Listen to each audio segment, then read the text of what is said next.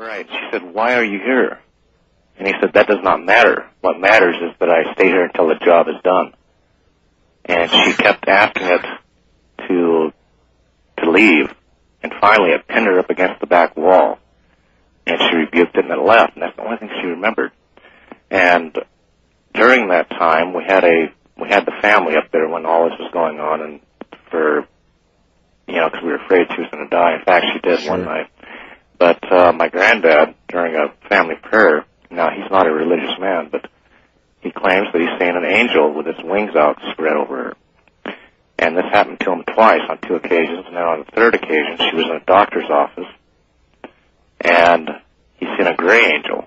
And he says, well, this time he started to talk to it. He says, have you come to get her? And it said, no, I will tarry yet a while longer.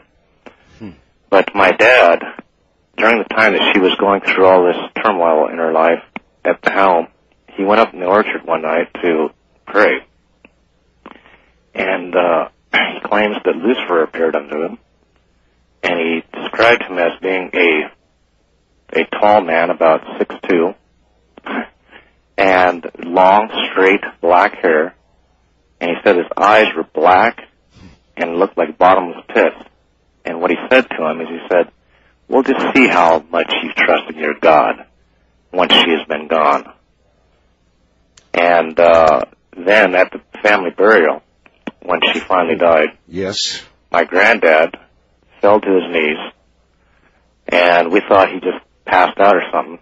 I called him about 3 days later, and he says, I can't even get out of bed. He says, something happened up there, and he says, I was taken to another place. He says, I was in the midst of the most beautiful garden I've ever seen.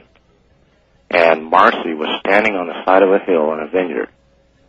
And she turned and looked at me and said, Grandpa, everything is so perfect. And this was also seen at the identical time by a man in California who told me the exact same vision on that same time. Well, I'm not sure how many people could look the devil, Lucifer, in the eye and live through it. Well, he said it chilled him to the bone when he talked to him like that. But I'm sure it would. Look, the program is over, and you get the Halloween honors. Good night, cruel world.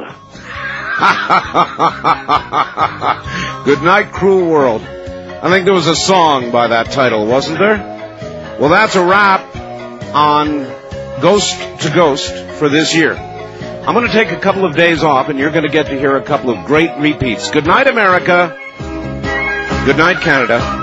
Good night, all.